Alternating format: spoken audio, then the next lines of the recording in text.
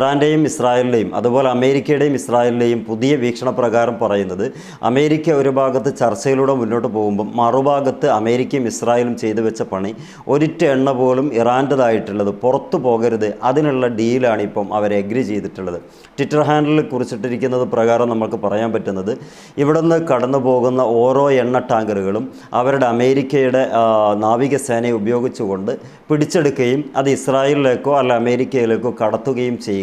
Direct കടത്തുക എന്നതല്ല, അവരുടെ അസറ്റായിട്ട് മാറ്റുക എന്നാണ് ഉദ്ദേശിക്കുന്നത്. അപ്പോൾ ഇവിടുന്ന് പുറത്തേക്ക് ഒരു നിലക്കുള്ള ക്രൂഡ് ഓയിൽ വ്യാപാരവും നടത്താൻ സാധിക്കാതെ ഒന്നുകൂടി വീർപ്പ് മുട്ടിക്കുക എന്ന തീരുമാനമാണ് ഈ രണ്ട് ലോക കടൽ കൊള്ളക്കാരും കൂടി തീരുമാനമെടുത്തിട്ടുള്ളത്. അതിൽ ഇവർ കണ്ടെത്തുന്ന മാർഗം ഈ സാമ്പത്തികമായി ഓൾറെഡി തകർന്ന ഇറാനെ ഒന്നുകൂടിയും തകർക്കുക എന്നതാണ് അവർ കണ്ടെത്തുന്നത്.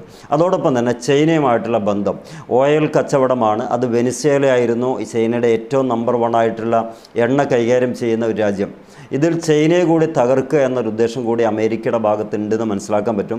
കാരണം വെനിസ്വേല എന്തുകൊണ്ടാണ് അങ്ങനെ പിടിച്ച് അടക്കേണ്ടി വന്നത് എന്ന് ചോദിക്കുമ്പം ഒരു ആർട്ടിക്കിളിൽ കാണാൻ പറ്റുന്നുണ്ട്, ഇത് ചൈനയെ വല്ലാതെ സപ്പോർട്ട് ചെയ്യുന്ന ഒരു രാജ്യമാണ്. കൂടാതെ എണ്ണയ്ക്ക് വേണ്ടി ഒരുപാട് ഇൻവെസ്റ്റ് ചെയ്ത രാജ്യം കൂടിയാണ്. അഥവാ ചൈന ഇൻവെസ്റ്റ് ചെയ്തത് ഈ വെനിസ്വേലയായിരുന്നു. അതുകൊണ്ട് അതിനെ പിടിച്ചടക്കി കഴിഞ്ഞാൽ ഈ ചൈനയുടെ ശോഷിപ്പിക്കുന്ന ഒരവസ്ഥയിലേക്ക് കൊണ്ടുപോയി ചൈനയെ അങ്ങനെ കൊണ്ടാകാൻ സാധിക്കുമെന്നൊരു വിലയിരുത്തലുണ്ടായിരുന്നു. അതേപോലെയാണ് ഇപ്പം റഷ്യയുടെ കാര്യം മിണ്ടുന്നില്ല. ചൈനയിലേക്ക് കൊണ്ടുപോകുന്ന എണ്ണകളൊക്കെ പിടിച്ച് അത് നമ്മുടെ അസറ്റായിട്ട് മാറ്റുക എന്ന ഒരു കടൽ കൊള്ളക്കാരൻ്റെ നയമാണ് ഇപ്പോൾ സ്വീകരിക്കുന്നത്. മൊത്തം പരോക്ഷമായിട്ട് നമ്മൾ പറയുകയാണെങ്കിൽ ഇറാനോട് എത്രമാത്രം ശത്രുത ഉണ്ടോ അതേ രൂപത്തിൽ തന്നെ ചൈനയോടും അമേരിക്കക്കും ഇസ്രായേലിനും ഉണ്ട്. കാരണം എല്ലാ മേഖലകളിലും ഈ രണ്ട് രാജ്യത്തേക്കാൾ മികവ് പുലർത്തുന്നത് ചൈനയാണെന്നുള്ളത് കൊണ്ട് തന്നെയാണ്. അപ്പോൾ ചൈനയുടെ ഡയറക്റ്റ് അറ്റാക്ക് ചെയ്യാൻ ഇവർക്ക് പേടിയാണ്.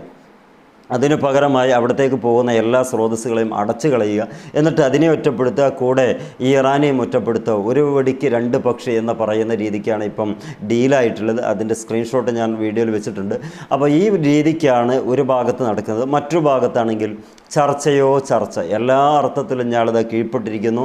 ട്രംപ് എല്ലാവരുടെയും ഏടെ വേണമെങ്കിലും വരാം എന്നൊക്കെ പറയുന്നുണ്ട്. എന്ന് പറയുമ്പോൾ വഞ്ചനയുടെ ഇരുമുഖങ്ങളാണ് ഇപ്പോൾ തുറന്നു വെച്ചിട്ടുള്ളത്. ഇനി അടുത്ത വീഡിയോയിൽ പുതിയതായിട്ട് ട്വീറ്റുകളൊക്കെ വരുമ്പോൾ നമുക്ക് സംസാരിക്കാം. എല്ലാവർക്കും നന്ദി. നിങ്ങൾ നൽകുന്ന എല്ലാവിധ പിന്തുണക്കും ഹൃദയത്തിൽ നിന്ന് 1000 നന്ദി അറിയിക്കുന്നു. Wish you all the best. Good bye.